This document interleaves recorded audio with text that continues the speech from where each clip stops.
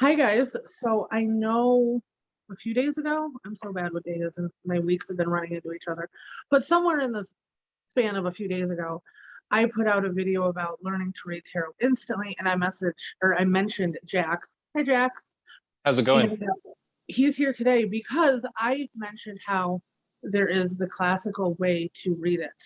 And Jax, I mentioned as the most incredible teacher of that way that there could ever be. And I referenced him and how I read it and the differences and how as long as we both trust ourselves and what we know, no matter the way that we read it, we kind of always end up at the same place and the same Mm, point and the same message. He may have completely different cards than I'll have, but we always seem to get the same message or the same result in a completely different way. And that ties into spiritualing in your own way and not having to conform to societal or spiritual expectations on how to be spiritual or how to read. And Jax and I are here today because I shouted him out and I mentioned him and I dragged him into this. So now we're here to talk about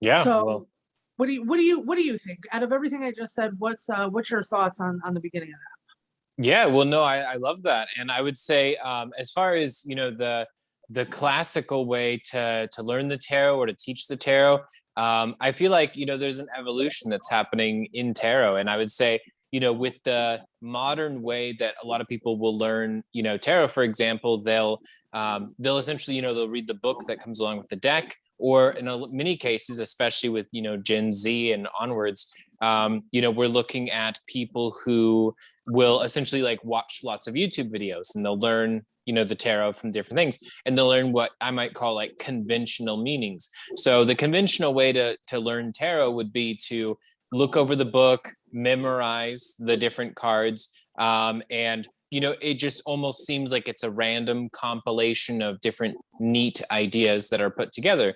And from my point of view, in a way, I'm going against the classical way of learning, but I know exactly what you meant when you said that I'm embodying the classic way, in the sense, because what I'm looking at is essentially the undergirding numerology that I believe ties it all together, which I don't see out there a lot. Originally, I had been awakened to that ideal from Benjamin Soames, who's this guy who's a tarot reader, and he had talked about the organization of the major arcana, the first 10, in context to the minor arcana, the ace through 10.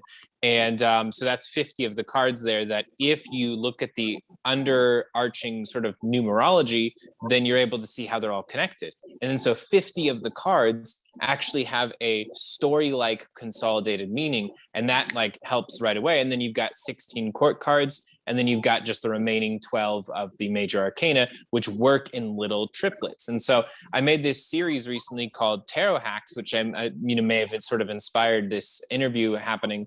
And with the Tarot Hacks ideal, I don't talk at all about the conventional meanings, because you'll see them everywhere.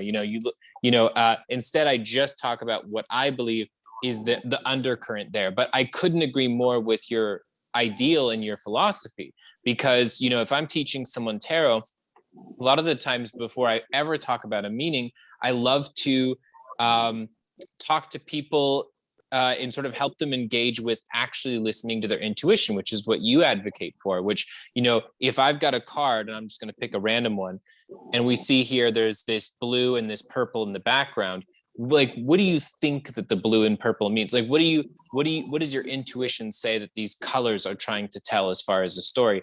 And I think that that's incredibly important, because if you look at it and you think about it, you'll end up arriving at the same, what you might say is like the conventional meaning of the Six of Cups. So so it's just really interesting, and that's how I like to engage with it. And that's why I think we're so similar, is because like in astrology, there's an undercurrent of our intuitive connections to the collective consciousness, and it's something that that each and every one of us have. And I think that's why we arrive at similar messages, even though we have a different way of getting there. Exactly. And one thing that I admire most about you is you have the ability to, every belief you have, every point of knowledge that you have, you can go back and explain why you have it, the origin of where it came from, who Hmm. maybe inspired you or who you learned from. Now, Thank you. I can teach energy and I can talk to people about, oh, this is what you're going through and help them through that. But then when somebody's like, well, how do you know? I have no idea because I just Yeah. know. Yes, I read I read all the time. I'm always investigating, I'm always learning, but to cite my sources, I just know. And I love, and probably, you know, the grass is always greener on the other side. So I love the way you're able to do it. I'm sure some people love the way I'm able to do it, where I just know and I don't even realize that I know until I'm asked the question. Yeah. And I feel like that's how it is with your tarot versus my tarot. And not that it's a versus, but No. I know what you mean. Yeah. Absolutely. it's that same type of thing to where, yes, your intuition's fully involved. And I guess the reason I call it classic, like the classic way in my head, is because you're able to cite the old magic of where it came from. Right. Yeah. And the logic and the mindset and in the facts of what they embody. Me, I just look at a card and I have no idea how I know, but I just know. Yeah. Yeah, and that's why, and I think that, you know, it takes like a lot of guts to engage with your intuition, and that's something that you and I definitely firmly agree on, because when you just listen to your intuition and it tells you an ideal, you know, the thing about intuition, because I did this class called Befriending Your Intuition before, and one of the first things we kind of like look at is basically just being brave enough to say what your intuition says. And the problem, though, is that intuition doesn't provide some reason why. It doesn't tell you, it's not like, oh, the reason you're feeling this person is sad is because at 2 p.m., you know, they got this text from this person and it was total bullshit and blah, blah, blah. You know, like it doesn't lay out all of the valid reasons. Like I was called intuitively to move to southern Utah, you know, 3 months ago. As of just a few days ago, it's been 3 months I've been here. And at the time, it didn't give me a why. And so, of course, trying to explain to anyone else, yeah, moving to Utah because I was just called to live here. Trusting my intuition seemed essentially, by any normal, logical person's point of view, as just absurd, like an absurd thing to do. I have no people that I knew out here. There's nothing like that. But now that I've been here a few months, now it makes total and complete sense. All of the whys have been given to me after the fact. And so if I had waited until I had calculated all the pros and cons, if I had tried to extract meaning before I got here, then I would have just not done it. And then I would have denied intuition.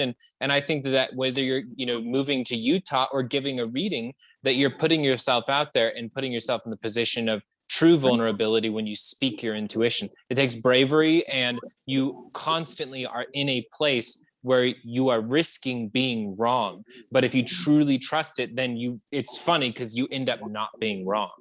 Right. I've had people argue with me. Okay, I have to pause real quick. I just noticed something. You know how you have a giant clock behind you? Yeah. Oh no way, that's funny. That's a giant clock. I was wondering why I chose this instead of just recording in my room. So I was funny, you know, me too, intuitively drawn to this area. Yeah. I'm normally in my whole spiritual room doing all this stuff. I'm like, the lighting's a little bit better out today. Let me sit in the living room. I know the lighting out here isn't even like this doesn't even have better lighting. I've got a shadow that's there in the background. The kitchen lights that I'm using here, there's a few of the bulbs above the table I have to replace. So it's funny. There's no logical reason for choosing this spot. And you can only see like the little bottom of it in mine, but that's a whole line. Right. So that's so awesome. But yeah, and that's the thing. Like, so I know you did and I did. We used to be on Facebook Live all the time, right? Oh yeah. And I would have people like ask me a question and they'll be like, and I'll answer it. And at that point, that was years ago at this point. So I was still early on trying to build up my faith and my own intuition in that platform, on live in front of hundreds of people, thousands of people at some point, and narrow into one specific person. And then it would be the ones, well, no, that's the case. And like, I just know it is. And then you have to figure out, well, how do you say it differently without insulting them or without arguing? Because you know that's what the answer is, but you got to say it in a different way to get that connection. And it's really all about, like, not in an arrogant asshole way, or not being like, no, I know this. Is when your cards are telling you something, when you trust yourself and you build that relationship with your cards, you know what you're getting. And it may even be if somebody else doesn't even realize it yet. Yeah. No, and I mean, for me personally, the way I look at it is, I mean, people might disagree with me, but I don't trust I don't trust the words of anyone who is telling people in a reading what to do, like Right. suggest, like, prescribing essentially. I don't trust the energy of prescription when it comes to intuition, because when you're doing that, you are essentially robbing the person. First of all, you're showing that it requires for you to feel confident to command that this other person take this particular action. Whereas if you say something and you just openly say something, my intuition says this, then there's a level of bravery here from yourself, and there's a level of respect from the person, because the person might say, oh, well, I don't know what that's about. But deep down, if it's true, which the intuition just wants to give some truth vibration, if it's true, they're going to know it, whether or not they agree with it immediately. And eventually it will just sort of sink in, and eventually they'll have to, to face that energy. But that tends to Mhm. be how it is. I try with everything, even when I'm teaching something as much in the category of textbook understanding as possible, whether it's tarot, astrology, anything. I don't tell people ever what they ought to think. And I think that the moment that we start to, that we step into, in the best case scenario, we're stepping into the ego, which I'm definitely not one of those people who is constantly out there trying to say, oh, this is just ego, oh, that's just ego. I'm actually, the world that I look at is a world where people don't have nearly enough love of their own ego. They don't have nearly enough love of themselves, rather than one where they're all, stuck up or narcissistic. But yeah, I think that it's important to engage with that, to engage with that type of self-love. Right. Yeah, no, you're absolutely the one that taught me a lot about self-worth, because the coming up in the spiritual community has changed a lot over the years. But when I was first going public with all this, it was, oh my, make sure you're not ego-y, completely get rid of your ego. And people don't realize, if you don't do that very, very cautiously, like, yes, you want to be mindful of not being a narcissistic asshole. But if you don't do that cautiously, it's really going to negatively affect your self-worth. And that was really prohibiting all of my dreams. Yeah. And you're the one that got me through that. But people don't understand. You can read leaves off of a tree. You can read, my cat just walked by, so you can read cat fur that falls off a cat. Mm-hmm. If you trust what your intuition is telling you from it. That's so funny you say it like that. I always use the example, you can use, whether, crystal scrying, for example, you could use dirt on the ground. Yeah. If you trust yourself enough and you feel like you have a relationship with what you're reading, to where you can accurately read it. Like, I'm not going to go read Arabic because I cannot read it. Me either, actually. Yeah. Can you not? I can't. It's one of those things I can't do yet. Yeah. Which is actually surprising to me. One of my rental buildings, I have new Arabic tenants, and their writing is so beautiful. I can't read it, but I'm trying to get them to write me some stuff like meow and stuff in Arabic, so I can make art, because it's so beautiful. Yeah, no, keep me posted on that. Yeah, I definitely want to learn that language. Oh yeah, he's really, I can connect you with him too. He loves he's like the father of the family, and he loves teaching. He loves people that are genuinely interested. So is he a Sagittarius? He might be, I'm not sure. I know one of his sons a Virgo, because his son's birthday, one of his sons is a couple days away from mine, but I'm not sure if he's a Sagittarius. I'll find out. But yeah, no, it's really, and that's just the thing. Like, I love your classes because I love knowledge too. I want to learn everything, whether it's your hacks, whether it's your actual teaching classes, whatever it is. I love the fact that you're able to, like I said, cite your sources, cite the knowledge, the numerology, the astrology, everything of all of it. And that's wonderful. And you need that base within you. I feel like I have it somewhere within me. I just don't readily recall it in this life. I have to, because I can listen to you and fully understand what you're saying, but I couldn't regurgitate it back. Exactly. But I've seen so much lately, whether it be TikTok or YouTube or just out in the real world. So many people, you have to do this to spiritual, you have to do that to spiritual. And no, just trust yourself, build your intuition, and connect with what you're reading, and trust the messages that are coming through. And it might be, you might have this exact same deck as me, but you're going to get a different message from the card. And that's perfectly okay. Yeah. No, and I think you just opened up, like a really important point, which is that knowledge can sometimes be something that absolutely gets in the way. In fact, if Mhm. anything, before 2017 and going out there as Jax Atlantis and, having this really huge moment of allowing myself to start engaging with these things publicly, before that, I was in since 15 years old, I was in this phase of trying to dissect and read books on these different things, like reading books on intuition. But in reality, a few days of engaging with intuition, for real, and letting myself explore it through my feelings had more of an impact than all of the books that I had read prior, where they try and say, okay, to open your intuition, you've got to meditate this way every 8 hours for this many particular days during this phase of the moon. Once you've done that, then like, to me, it's just, in many cases, total BS. I think that there's a lot of knowledge out there, which is a great way. If, for instance, if you think that you have to keep reading books to learn a spiritual concept or tenet, then you're keeping yourself from ever needing to be vulnerable and ever needing to take this, the sort of like Sagittarian risk and make that leap of faith. And you can keep yourself like that forever. And from my point of view, there's a lot of the spiritual community that is just that. It's just endless amalgams of things that you supposedly need to read books on.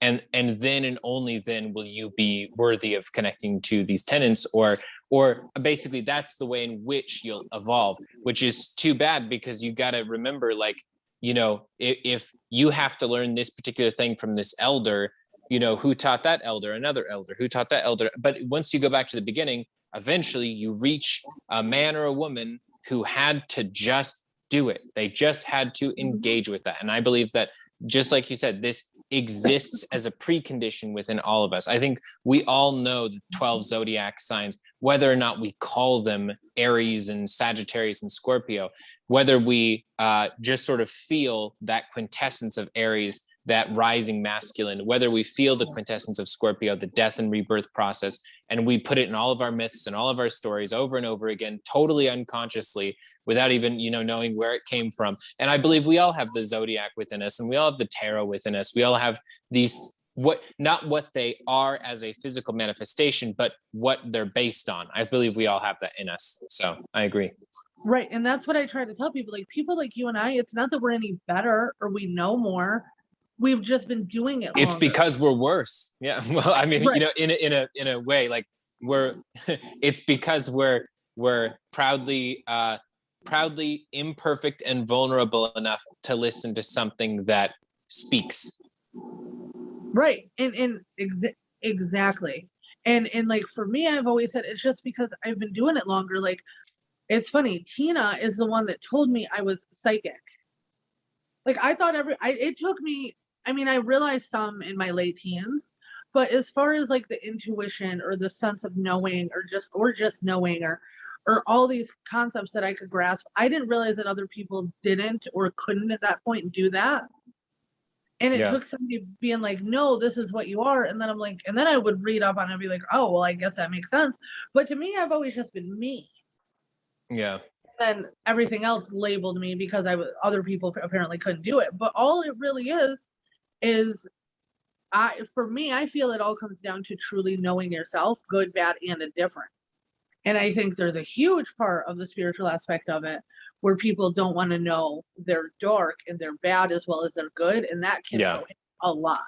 That's another one of the biggest ones is the eternal light, spiritual bypassing, keeping yourself from recognizing your capacity. Because the thing is, it makes sense to say, like, oh, well, I'll just never feel angry, or I'll never think an angry thought, and therefore I'm then not putting more anger out, which then improves the world. And it's like, okay, that kind of checks out in a way. But the problem is, if you don't recognize your capacity for anger, then either you're going to continue to put that out into the world unconsciously, or you'll be manipulated by someone who does know how to do that and does know that part of themselves. And it's not about knowing that part of yourselves and doing it. It's about knowing that part of yourself so that you can actually transcend it. I totally agree. No, I love it. So I had this idea, and it kind of just came to me while you were finishing that up, because I think you're totally right. So what if we, and I hate to be cliche with it, but we got to be a little bit, what if you did like a masculine collective reading? I'll do a feminine collective reading, and then we can show in our cards what made us get the message from that card. I'm down. Let's do it. Awesome. Yeah, right now? Yeah, I mean, unless you had anything, did you have anything else you wanted to elaborate, speak on before? I mean, all that's brilliant. I guess one last thing was, you had talked about the experience of recognizing that, you're psychic, within. Mhm. And, it's interesting. I looked back at my childhood, and there's this one particular ability that I'm in the process of reopening up, called lucid dreaming, and the process of essentially being conscious like you are right now while you're in a dream. And so that way you can control what happens in the dream. When I was a kid, I remember being 4 years old, and I would wake up from a dream, but in the dream state, I would know that I was dreaming, and I would fast forward the dream, and I would rewind the dream, and I would change different things that I did, and I would tell people about it. And I was like, like in a dream, like when you fast forward so you can get to this part or whatever, like when you rewind so you can do it over. And they would all be like, what are you talking about? And so I actually, from my point of view, lost the ability to lucid dream because I kept hearing such non-response. Yeah, they were like, that's not a thing. That's not something that happens. So I successfully was trained into losing that part of my truth. And now, of course, it's not lost. I believe that I just need to practice some more and do reality checks and different techniques to reopen that part of myself. And I believe for me, it's like a big personal project right now.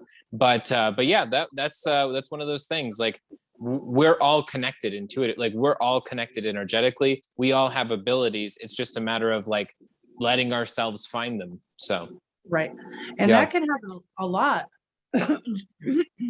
Excuse me, I'm sorry. And if you just saw my face, the cat just ran into a wall, and every time cards come out, the cat gets all crazy. So if you hear him running around like an elephant, I apologize. Well, I'm ready for that. No, that's exactly what can happen. Is we're told when we're kids, we don't know that we're not supposed to know this or be able to do this.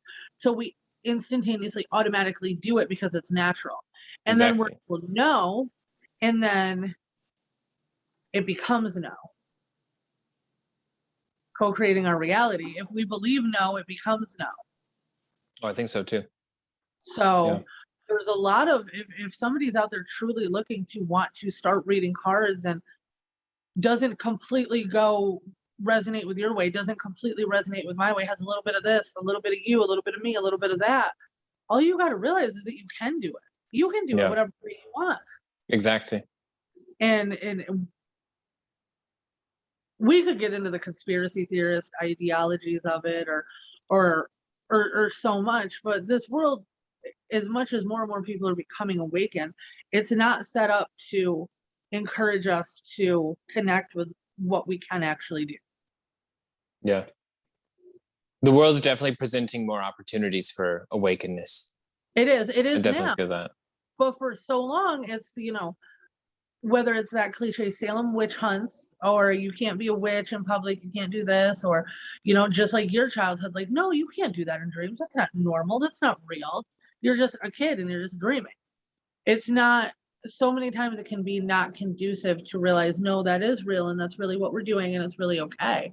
And it's our prerogative as the adults now to remind ourselves so we can bring our own talents and abilities back, and then to spread that awareness outwards as well, because all of these things that our parents told us and their parents told them that weren't real and wasn't really happening, it's not factual, really are. And we really do have those abilities if we allow ourselves to first believe that we do, believe in ourselves that we can, and then from that awareness inside, spread it outwards. Yeah, I feel that. I like it. All right. Do you wanna do your collective first? Yeah, let's take a look at the divine masculine and see what energy wants to present for that. Okay. Interesting. Wow. So for the divine masculine, here's the three cards that kind of come through. So first and foremost, 6 of coins. Six of Coins, we experience a lot of abundance that comes into our life, but what's really important is allowing the abundance in. So we might have this vision for ourselves where we say, okay, this is how much I want to be making a month. And then we start to make some progress. Let's just say we get like one bit closer to where we want it to be, but it's still not where we want to be at the very end of it. And then we become frustrated with the progress that we had. So we despise the abundance for not being good enough in a way. Or that's like a natural thing that we might feel. Well, if that's the case, it's important to recognize that there is abundance, and it's through the recognition that we have it coming in and the gratitude for what we currently have that will allow more to come in. And the funny thing is, like the next card, 10 of Coins, then it's like, yeah, if you allow yourself to do that, I feel like essentially the divine masculine is going to be making huge leaps and bounds, not just in money, but that we're going to be making huge leaps and bounds if we're recognizing what it is that we truly value, and we stop valuing what other people see. So instead of, wanting the way our life looks to look a certain way on Instagram, actually having the true friends that are around us, having the true social circles, familial relationships, the real goals of what we actually want for the right reasons. Like there's nothing wrong with working out, but wanting to work out so that you look a particular way, and that's the only reason, is going to have a different result than wanting to be your healthiest self or your strongest self. And then finally, of course, then this is where it all kind of comes to a head, is the Eight of Swords. And, this is where we have to relinquish the cage that we put ourselves in when other people's opinions of how our life is supposed to look, when we free ourselves from those opinions, because those other people's opinions really don't matter at all. They really don't matter at all. And what we have to do is we have to know who it is that we really are, what it is that we really want, and the reasons for that. And if we truly know that, and we truly know ourselves, then really nothing can stop us, in the divine masculine. But if we instead are just gearing everything for how other people are going to perceive it, we will never have the backbone or the strength to be able to actually carry through with anything we're trying to do. That's really funny, like not like funny, haha, but yeah, I have a ton of masculine energy in me. Like I'm all female, but especially business wise, there's a lot of masculinity in me. And as far as my businesses and really narrowing in and my future plans, that was overly 100% like on point for me and what I'm going through right now in a business sense, which is predominantly where my masculine energy is. Yeah. No, I know your chart and I know your businesses. You're literally a boss. So, it's that masculine energy is very strong. It is. And that's literally like almost without knowing exactly each step I'm taking, that hit the nail on the head completely. Good. Like the only thing you could have done to be more accurate was literally say, okay, tomorrow you're going to wake up at 6 and do this and do this. And it's going to, other than that, it was like, you couldn't have been more accurate. That's so awesome. So now what in those cards brought you to that message? So the Six of Coins right away to me was abundance. And so specifically it was the allowing abundance in, and not getting embarrassed by the fact that the abundance that you got wasn't parallel to the image you desire. So like that in particular was the intuition part. The abundance was the Six of Coin classical meaning, the allowing it in versus, because sometimes the message could have been intuitively, don't immediately don't immediately use up and eat and consume all of your abundance the moment it gets there, because it is a Taurus energy. And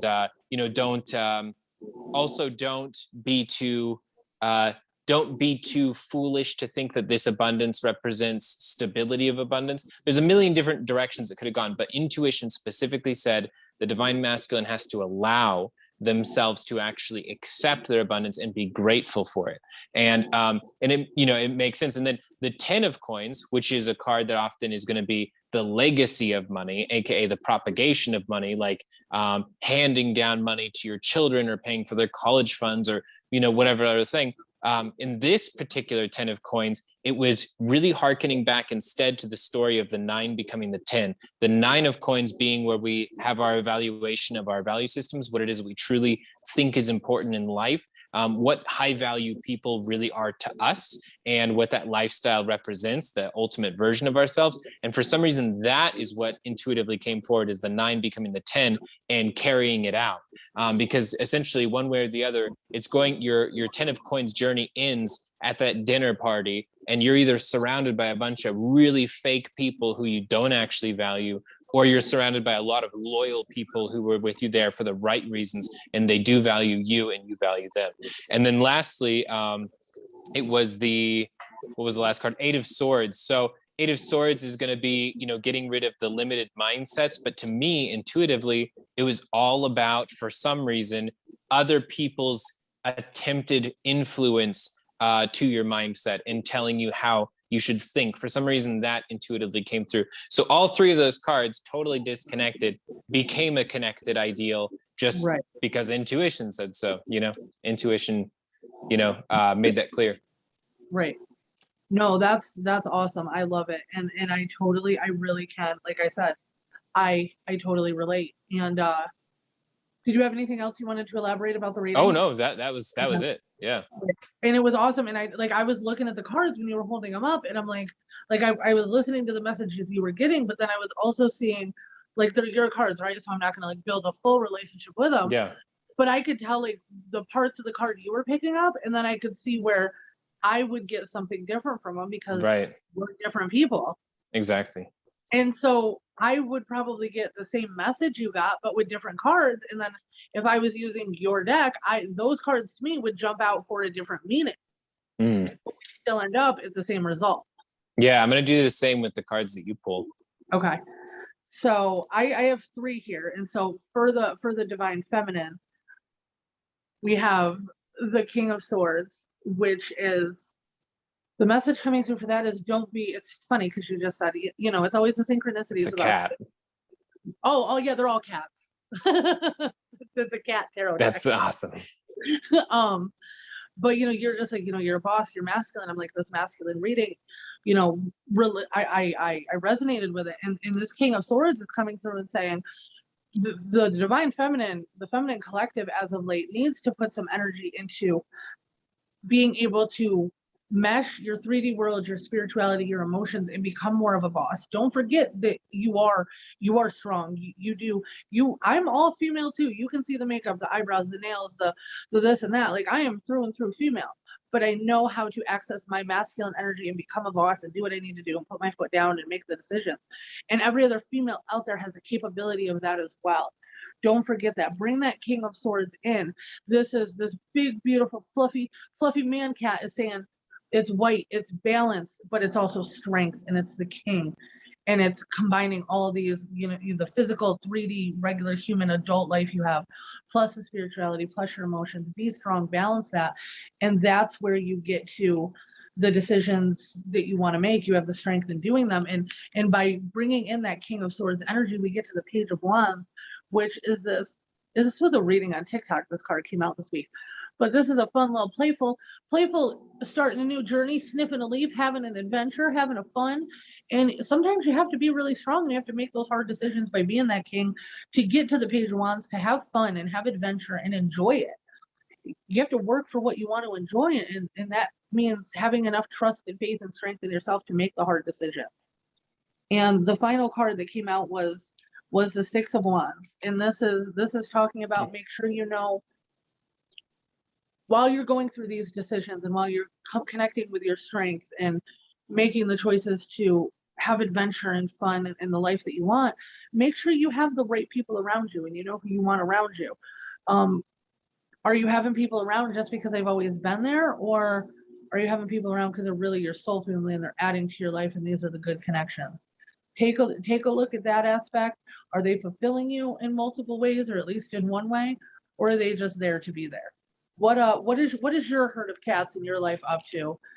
Take a look at that, really connect with your own strength, and it'll lead you to more of the fun that we all want. I love that. And yeah, I did what you did this time, and I was looking at your cards. and I was seeing, how the images were playing out there. And what I noticed with the King of Swords is the cat doesn't look like it's in a state of attacking someone, nor even fully in sort of its defense. It's actually kind of like in a tentative, but forward moving. It's literally halfway through a cat door. So it's tentative, and the cat door represents the unknown world behind it, right? So it's coming from the unknown night, where danger is, where coyotes are, where things that can kill the cat are.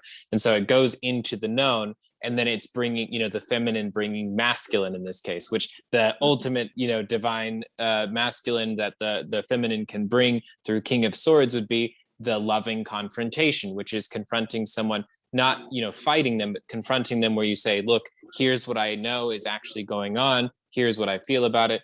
And then the Page of Wands, of course, like, am I going to be taken seriously though? So it's funny, your interpretation of these cards exactly the same.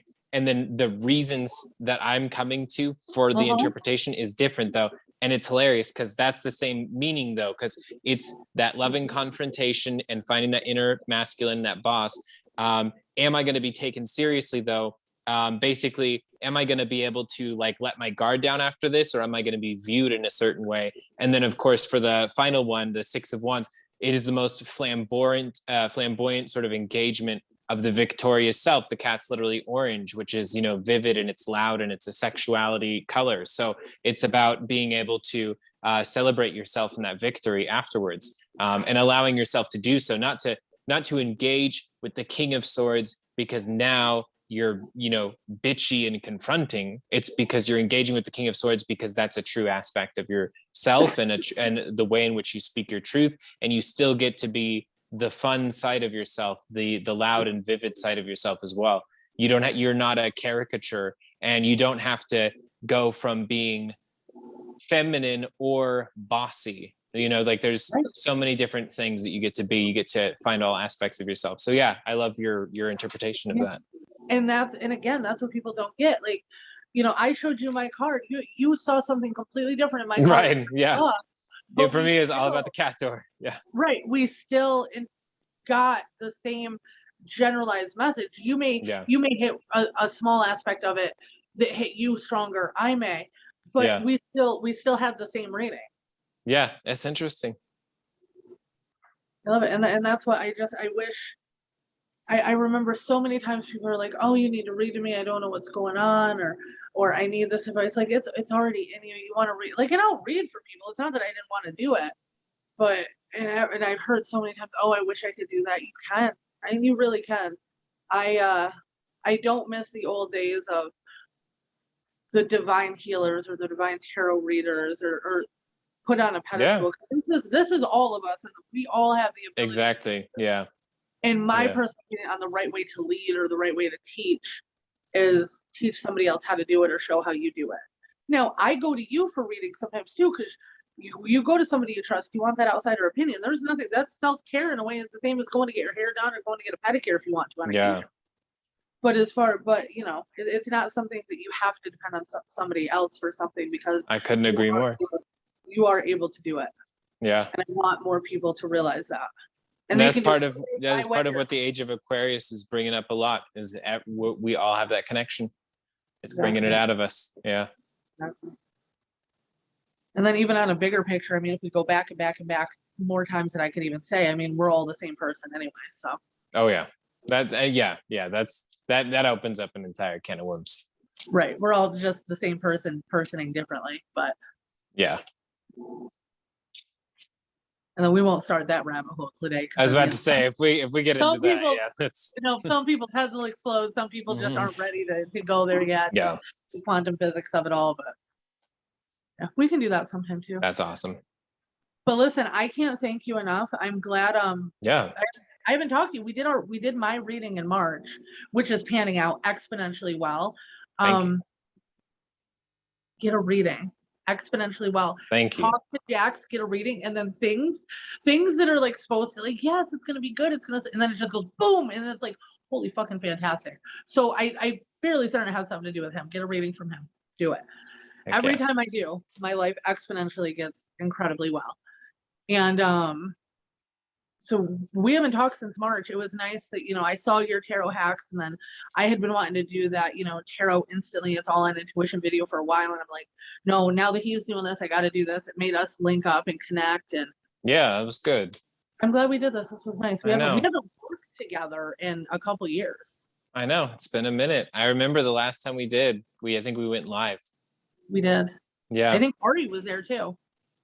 Was that the one Ari was at? Yeah. Times were simpler back then. They were. Lots changed. Lots changed. I feel like that was only a couple years ago and I was still a whole adult, but I almost feel more like I was a teenager versus now. Like, I don't know. It's different. And I mean, I've been adulting for quite some time. I've been adulting since I was a teenager, but yeah, times were simpler back then. It was go live, it was do this, and then that's about all there was. Yeah. 2017. Yep. That's where it all began. Yep. And now you're gonna go build an ark in the middle of the desert in a flood and move all over the world. And I'm gonna try to. Do you know? Literally, this desert is gonna flood today. So like we're having severe thunderstorm warnings, severe flash flood warnings. It's getting nuts out here in Utah. I saw this thing on TikTok the other day that apparently Utah is part of when California falls into the ocean. Part of Utah does too. What? Yeah. Does that mean all of Nevada would fall into the ocean as well? So, I mean, it was a TikTok video, so I'd hate to, you know, say it's guaranteed to happen, but. Well, I would be on the corner that's in the ocean, which, you know what, by then I'll be in Florida. So you know what, I accept. It's okay. I mean, to be fair, you'd be the one that literally fell into the ocean. You went, oh, this is new. Swam lower and built. I was about to say I'm one of the people that would survive the flood going to Utah. I'm pretty confident about that. Yeah, because you'd literally find something, float yourself up, and just raft end up underwater cave, something like that. You just pop out a year later, like, hey guys, missed you. What's going on? God, that'd be so cool. I'm gonna manifest that. I'm gonna try and manifest that. It's totally you. Your hair would be a little bit longer. You might be tanner because I know. I just cut it yesterday during the full moon to release. Nope. Oh, I like it. Yeah, it's super short now. I like it. See, you can't really tell because when you did the ponytail, it still looked. I always had it brushed back or whatever. So, yeah. But that was a year's worth of growing out my hair, and now now I'm ready to grow it out again. It was just more symbolic than anything else. Right. No, that's awesome. I love it, and I love too. Like we've watched each other grow. These. Years. There's been so many changes. Yeah. What have we known each other like 5 years now? I think. Yeah. Something like 2021. Yeah. All right. I know you gotta go get building your arc. I appreciate this so much. Thank you so much. Heck yeah. We will do it again soon when we have another aligned topic that we're both working on. I would like to do this fairly regularly, actually. That'd be really cool. Yeah, I'm down. Let's do it. We'll talk about it. That's awesome. Well, thank you for having me on today. Well, thank you for being here. The pleasure's all mine. Absolutely. Have a good one. All right. You too. I'll see you soon. See ya.